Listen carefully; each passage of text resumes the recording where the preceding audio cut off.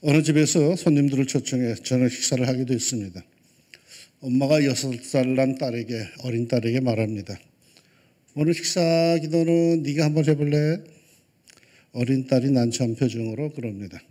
엄마, 나 기도할 줄 모르잖아. 그냥 엄마가 평소에 하던 대로 하면 되지. 그러자 어린 딸이 엄마가 평소에 하던 대로 이렇게 기도를 했습니다. 하나님, 우리 집에는 왜 자꾸 귀찮은 손님들이 많이 올까요? 올해는 여러분에게 귀찮은 이들보다 반갑고도 반가운 이들이 더 많이 찾아들기를 바랍니다. 그리고 그들을 향한 진심 어린 축복의 기도가 여러분의 가정에서 끊어지지 않기를 축원합니다. 우리를 향해서 복이 되라 하신 하나님, 그래서 우리는 복이 되기 위해서 지난주일 구약 성경의 대표적인 복 시편 1편의 말씀을 묵상했습니다. 오늘은 신약 성경의 대표적인 복을 묵상하려고 합니다. 신약 성경의 대표적인 복, 이른바 산상수훈의 8복 8가지의 복입니다. 이 8복은 예수님께서 선포하신 것인데 이 복이 얼마나 중요한 것인지 실은 그 말씀의 형식이 우리가 갖고 있는 성경의 형식으로 되어 있지 않습니다. 우리네 성경은 심령이 가난한 자는 복이 있나니 이렇게 평범한 문체로 되어 있는데 헬라 원어 성경에는 그렇게 되어 있지 않습니다. 복이 있도다. 마카리오스 하고 그냥 딱 선포가 먼저 나옵니다. 그리고는 심령이 가난한 자는 이렇게 하죠. 복이 제일 먼저 감동적으로 선포가 됩니다. 그리고 심령이 가난한 사람이 뒤따라갑니다. 복이 있음을 강조해서 선포하고 있는 셈이죠. 제한된 설교 시간이지만은 오늘은 이 8가지 복을 한번 쭉 살펴보려고 합니다. 첫 번째 복, 이렇게 되어 있죠. 같이 한번 읽어볼까요? 심령이 아멘. 근데 가난이 왜 복일까요? 우리는 부유하게 살다가 가고 싶지 가난하게 살다가 가고 싶지 않아요. 저도 그래요. 이 말씀을 하실 때, 즉 산상수훈을 하실 때 서두가 이렇게 시작됩니다. 예수께서 무리를 보시고 산에 올라가 앉으시니 제자들이 나온지라 입을 열어 가르쳐 이르시되. 예수님께 사람들이 몰려듭니다. 당시 사회상으로 볼 때에 대부분이 가난한 사람들이었습니다. 살기가 매우 힘든 그런 소시민들이었습니다. 성경에는 암하리츠라고 아주 노동자 계급 이렇게 표현하고 있으며 땅의 백성들. 예수님께 뭔가 기대감을 갖고 나와서 경청하는 삶에 찌들고 지친 그들을 바라보시면서 예수님께서 말씀하십니다. 가난한 사람은 복이 있다. 왜냐하면 천국이 그들의 것이기 때문이다. 무슨 뜻일까요? 예수님은 자기를 찾아와 주위에 몰려있는 그 가난한 사람들을 먼저 위로하십니다. 그리고는 복을 선포하십니다. 너희들이 복이 있다. 천국이 너희들의 것이다. 그러면 이건 공연한 공연불, 일종의 립 서비스일까요? 그렇지 않습니다. 무조건 가난한 사람이 복이 있는 거 아닙니다. 예수님께 찾아 나온 가난한 사람이 복이 있는 겁니다. 왜요? 그 예수님께 기대어오고 기도하고 의지하는 사람들, 그들을 예수님께서 도와주실 것이기에 그들이 복이 있습니다. 천국을 소유할 것이기에 그러합니다. 누가복음 17장에 가봐도 비슷한 상황이 나오는데 예수님을 가운데 두고 사람들이 둘러싸서 예수님한테 설전을 벌입니다. 천국이 언제 오느냐고, 하나님의 나라가 어떻게 오느냐고. 많은 사람들이 예수님께 묻습니다. 이에 예수님은 이렇게 대답을 하십니다. 하나님의 나라는 너희 안에 있느니라. 너희 안, 단순한 심령 속에 마음 안에 있다는 게 사실은 아닙니다. 너희들이 둘러싸고 있는 그 안, 곧 예수가 천국이요. 그 예수님께서 그들의 삶을 천국으로 만들어줄 것이란 뜻입니다. 예수님 모시고 은혜 받고 사십시오. 교만한 심령으로 예수님에 대해서 관심도 없이 살지 말고 늘 예수님께 기대어 사십시오. 의지하십시오. 그러면 말이죠. 천국이 주어질 겁니다. 예전에 제가 부목생활할 때 어느 경상도 권사님이 은혜를 받았는데 그저 예배 때마다 사모하는 심령에 눈물을 흘리면서 찬송을 부리고 설교를 아주 진지하게 경청을 합니다. 오늘 신방을 갔더니 이렇게 말씀하세요. 목사님, 요즘 내 생활이 와 이리 좋노? 천국 안 가도 되겠다. 심령이 가난하여 사모하는 가운데 이분은 이미 천국의 삶을 누리고 있었던 거죠. 죽어서 천국 가는 게 아니라 살아서 천국을 누리고 있는 거죠. 가난한 심령으로 또는 삶이 어려워질 때에 더욱더 예수님을 의지하십시오. 예수님께서 세상의 그 팍팍함, 그 어려움을 이겨낼 수 있는 천국의 힘, 그 기쁨을 주실 겁니다. 그때 느끼는 행복, 체감 만족도는요, 천국의 삶과 다를 바가 없을 겁니다. 이 복을 누리시기를 축원합니다. 두 번째 복을 예수님께서 말씀하십니다. 같이 한번 읽어봅시다. 아멘. 애통, 슬플 애의 아플 통입니다. 이 단어는 헬라어 펜테오라고 하는 단어인데 아주 심한 비통함, 단장의 아픔, 이 창자가 끊어지는 듯한 그런 아픔을 뜻하는 단어입니다. 뭘 그렇게 아파하는 걸까요? 하나님과의 관계에서 오는 아픔입니다. 자신의 죄를 깨닫고 그 죄를 아파하는 것, 얼마나 그것이 아픈지 다윗 같은 경우에는 이렇게 고백을 합니다. 내가 탄식함으로 피곤하여 밤마다 눈물로 내 침상을 띄우며 내 요를 적시나이다. 자기가 저지른 죄가 얼마나 아픈지 탄식을 하는데 밤마다 울었답니다. 얼마나 울었던지 눈물로 침상을 띄울 정도요. 눈물로 요를 흠뻑 적실 정도랍니다.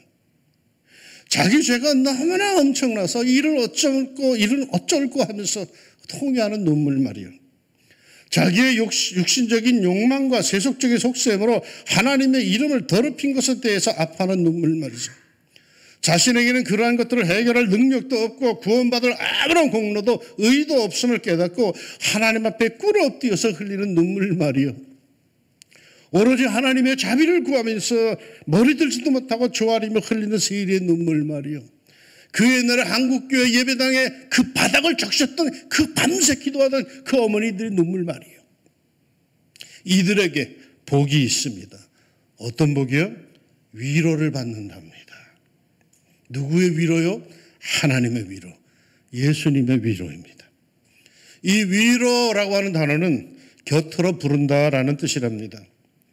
자신의 영을 위해서, 온전한 성도의 삶을 위해서 하나님의 뜻을 이루지 못해서 아파하는 사람을 하나님께서 슬그머니 곁으로 다가와서 위로해 주신다는 겁니다. 이게 복이죠. 죄를 짓고도 하나님의 영광을 가리고 살면서도 뻔뻔하게 얼굴 들고 살지 말고 고개 숙여서 자신의 죄를 아파하며 애통할 때 주님께서 다가오십니다. 그리고는 위로하시며 힘을 주십니다. 겪어보신 분들은 아시죠? 이 복을 꼭 누리시기를 축원합니다. 세 번째 복을 예수님이 선포하십니다. 읽어봅시다.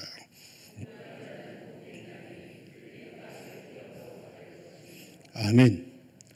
온유한 자는 어떤 사람입니까? 구체적으로 설명하지 않아도 그 얼굴, 그 느낌은 다 아시죠? 그런데 이 온유함은 선천적 성품일까요? 후천적일까요? 선천적 성품이라면 예수님께서 굳이 복이 있다라고 하실 필요도 없죠. 이미 결정된 거니까 말이죠. 이거는 후천적입니다. 성질 때문에 예수 못 믿겠다고 하는 이가 종종 있습니다. 아니에요. 성질 못된 사람들도요, 다 예수님 때문에 온유한 사람이 되어갑니다. 예수 오래 믿으면 성격 다 변합니다. 내 성격 다 죽었어. 그게 맞는 겁니다. 예수만 안 믿었으면 내가 어이구 하는 이러니 그런 사람들이 많은데 그거 맞는 겁니다. 그가 제대로 예수 믿는 겁니다. 여러분 예수 사람 누군지 아십니까? 야고보와 요한 형제입니다. 이들이 얼마나 발끈발끈하고 픽픽대든지 예수님께서 그들에게 별명을 주셨는데 우레의 아들 보아너게라고 하는 별명까지 지어주셨습니다.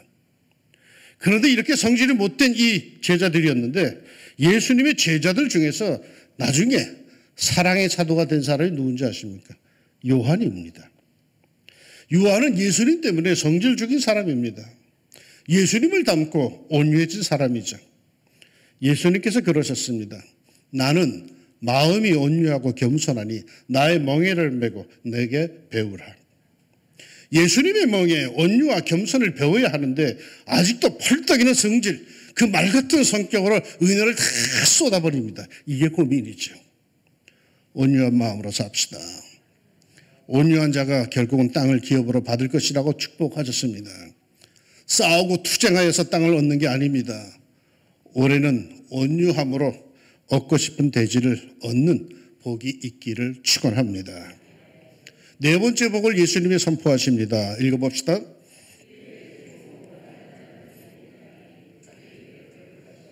아멘.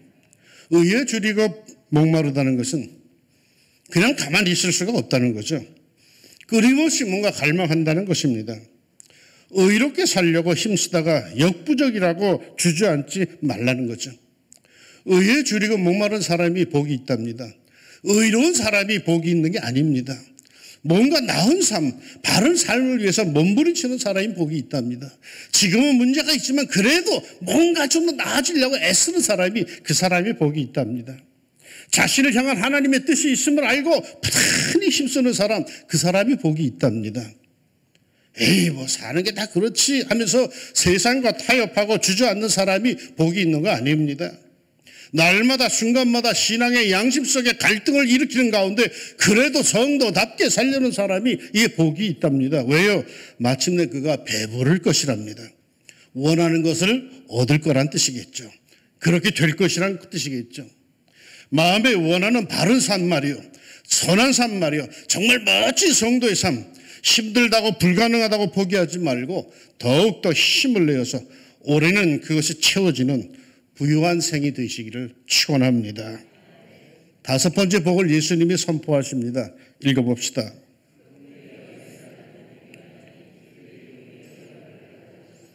아멘. 긍휼히 여기며 사세요. 어떤 사람 보면 아주 쌀쌀하게 사는 사람들 꽤 많아. 아주 냉랭해. 그 사람 지나가면 찬바람이 쌩 하고 나는 거예요. 그거 예수 믿는 사람 아니에요. 긍휼히 여기는 사람이 이게 복 있는 사람이고 이게 예수 믿는 사람이에요.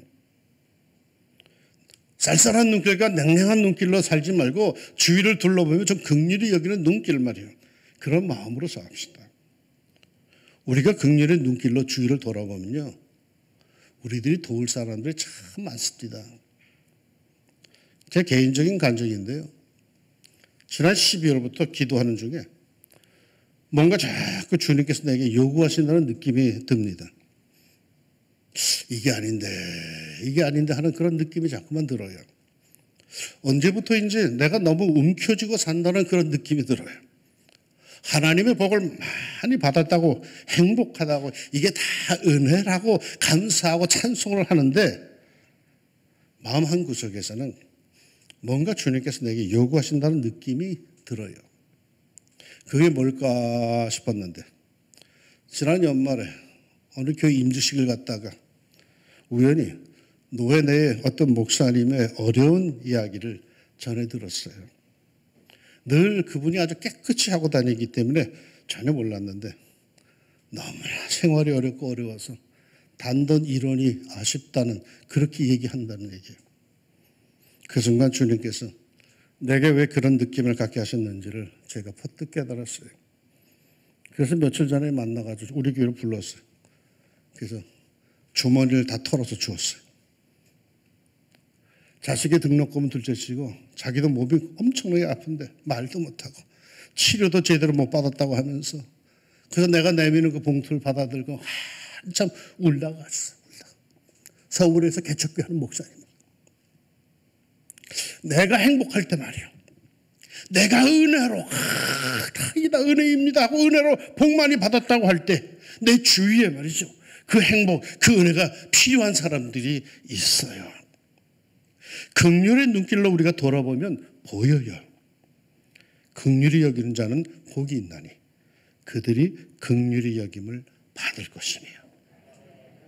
누구의 긍휼이요? 하나님의 긍휼, 예수님의 긍휼을 받을 겁니다. 예수님이 나를 긍휼히 보실 겁니다. 하나님께서 나를 불쌍히 여기실 겁니다. 내가 뭘 하든 간에 하나님께서 나를 애처롭게 쳐다볼 겁니다. 내가 널 도와줘야겠구나. 그런 심기로 바라보실 겁니다. 여러분, 이 복을 흠뻑 누릴 수 있도록 올해는 긍휼의 눈길, 그러한 마음으로 살기를 축원합니다. 여섯 번째 복을 예수님이 선포하십니다. 읽어봅시다.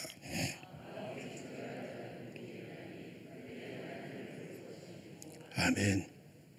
마음이 청결이라고 하니까 이게 굉장히 심오한 불교의 정심 또는 명경지수 같은 아주 깊은 돌을 닦은, 마음을 닦아가지고 도 닦은 그런 상태의 그런 정결한 마음을 뜻하는 줄 아는데 그게 그렇지 않습니다. 이 정견이란 헬라어는 카타로스라고 하는 단어인데 그 뜻을 보니까 물 타지 않은 순수한 우유나 포도주 또는 합금되지 않은 금속, 비혼합, 비합금의 단어를 뜻하는 단어입니다. 야고보서에 이런 말씀이 나와요. 두 마음을 품은 자들아, 마음을 성결하게 하라. 그러니까 청결이라는 뜻은 두 마음을 품지 말라는 거예요. 그 마음이 복잡하지 않은 상태를 말하는 거죠. 마음이 복잡한 사람이 있어요. 좀 피곤해요. 뭘 하나 하려면 아주 마음이 너무 복잡해. 그게 보여.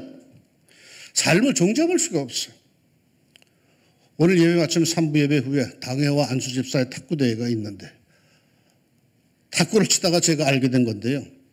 그 짧은 순간에도 마음이 복잡해지면 저렇게 약간 막 복잡해지면 공을 제대로 못 치겠더라고요.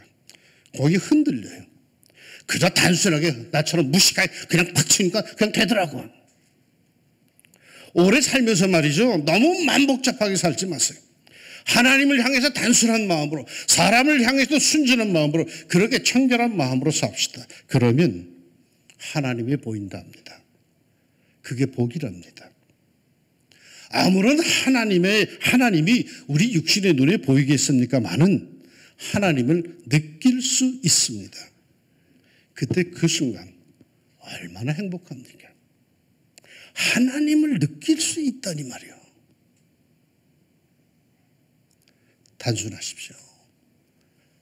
여러분의 마음에 십자가 웬 다른 거 두지 마십시오. 하나님을 느낄 수가 있습니다. 그 행복을 누리시기를 축원합니다. 일곱 번째 복을 선포하십니다. 같이 읽어봅시다.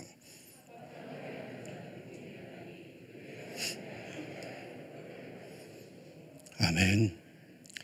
평화를 사랑하는 자가 복이 있다고 한 게 아닙니다. 그 평화를 만드는 사람이 복이 있다고 합니다. 예수님은 분명히 싸움 잘하는 이가 하나님의 아들이라고 하지 않습니다. 똑똑한 사람이 하나님의 자녀라고 하지도 않습니다. 말 잘하는 사람이 하나님의 아들이라고 하지도 않았습니다. 화평케 하는 사람, 평화를 만드는 사람, 피스메이커가 하나님의 자녀랍니다. 우리가 잘 아는 성프란치스코의 기도문 평화의 기도 아시죠? 미움이 있는 곳엔 사랑을 심고, 상처가 있는 곳엔 용서를 심고, 분열이 있는 곳엔 일치를 심고, 의혹이 있는 곳엔 믿음을 심습니다. 심어야 해결책이 나오죠. 심어야 제대로 평화를 만들어 가죠. 심지도 않고 열매만 먹으려 하는 사람들은 진정 평화의 사도 하나님의 자녀들이 아닙니다. 예수님은 십자가 위에서 서로 등을 돌린 하나님과 죄인인 우리의 손을 잡아 하나로 이어주셨습니다. 예수님은 십자가 위에서 죄로 인해 원수가 된 우리들의 손을 서로 이어주셨습니다. 그리고 하나가 되라고 그리 당부하시며 십자가에서 희생하셨습니다. 이제는 전에 멀리 있던 너희가 그리스도 예수 안에서 그리스도의 피로 가까워졌느니라. 그는 우리의 화평이신지라. 둘로 하나를 만드사 원수된 것 곧 중간에 막힌 담을 자기 육체로 허시고 십자가로 이 둘을 한 몸으로 하나님과 화목하게 하려 하심이라. 원수된 것을 십자가로 소멸하시고. 이런 예수님을 닮아 화평하게 하는 사람이 진정 하나님의 자녀입니다. 이 복을 꼭 누리시기를 축원합니다.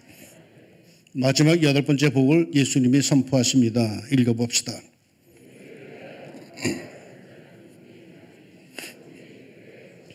아멘.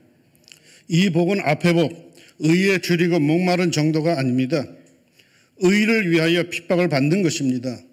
핍박을 받아서 처량하고 불쌍하고 때로는 비참해 보여도 그가 진정 의를 위하여 받는 핍박이라면 그에게 복이 있습니다. 천국이 주어집니다. 남들이 이해 못하는 천국이 주어집니다. 이게 신앙의 힘이요. 복음의 힘이죠. 쿠아바디스라고는 영화를 보면은 로마 황제 네로가 그리스도인들을 죽이는 만행을 저지릅니다. 맹수에게 먹히 죽이고 불에 태워 죽이고. 그런데 이 성도들이 처음엔 공포에 떨렸다가 막판에 세상을 떠날 때는 찬송을 부릅니다. 그리고 기꺼이 죽음을 맞이합니다. 밤에 네로는 아무래도 그것이 이상하다 싶어가지고 시신을 살펴보다가 깜짝 놀랍니다. 시신이 모두 웃고 있는 것이었습니다. 그렇게 죽는 장면에 그 순간에 그들이 웃고 죽었다는 겁니다. 핍박, 의를 위해 받는 핍박, 한 걸음 더 나아가서 예수님을 위해서 핍박받는 사람, 천국이 주어진다고 예수님이 약속해 주셨습니다. 이어지는 말씀이 이러합니다. 나로 말미암아 너희를 욕하고 박해하고 거짓으로 너희를 거슬러 모든 악한 말을 할 때에는 너희에게 복이 있다니 기뻐하고 즐거워하라. 하늘에서 너희의 상이 큼이라. 사랑하는 여러분, 올해 우리는 살다 보면 여러 사건들, 여러 일들을 만날 겁니다. 기쁜 일, 슬픈 일, 굳은 일, 좋은 일. 그중에 특별히 예수님 때문에, 바른 신앙생활 때문에, 또 그리스도인이라는 사실 때문에, 신앙 양심 때문에 가정에서, 직장에서, 동네에서, 사회에서 억울한 일을 당하고 때로는 모욕을 당하고 불이익, 손해를 당할 수도 있을 겁니다. 복이 되어주려고 하는 나를 도리어 오해하고는 나에게 핍박이 있을지도 모릅니다. 그때 여러분, 예수님의 이 팔복을 기억하고 참읍시다. 그 어려운 순간이 바로 하나님의 엄청난 축복을 받기 직전임을 압시다. 히브리서 12장 2절이 이렇게 우리에게 권면해 줍니다. 믿음의 주여 또 온전하게 하신 이인 예수를 바라보자. 그는 그 앞에 있는 기쁨을 위하여 십자가를 참으사 부끄러움을 개의치 아니하시더니 하나님 보좌 우편에 앉으셨느니라. 예수님을 생각합시다. 그 수모, 그 억울한, 그 분함, 그 손해봄 만배로 갚아주실 겁니다. 특별히 이번 주간에 있는 명절에 예수님께서 보장해 주신 팔복, 이 팔복의 축복을 모두 누리는 사랑하는 왕중의 성도들, 여러분들의 가정에 꼭 되기를 우리 주님의 이름으로 축원합니다. 기도합시다. 하나님 아버지, 우리 보고 올해는 복이 되라 하셨지요. 아멘. 그렇게 살고 싶습니다.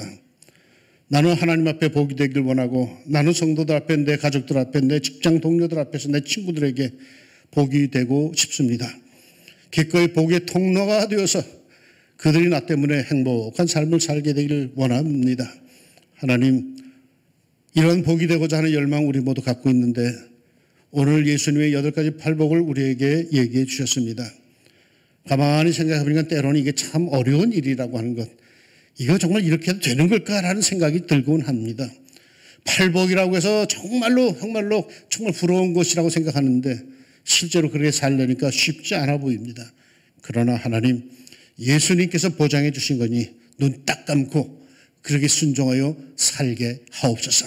그래야 실제로 그러한 복을 누리게 하여 주시사 우리의 신앙이 한참 올라서게 하여 주시고 우리의 삶이 한 단계 올라서게 하여 주시사 참으로 복된 천국의 삶을 살 수 있는, 세상이 이해하지 못하는 그런 복된 삶을 꼭 올해는 살아보게 하옵소서.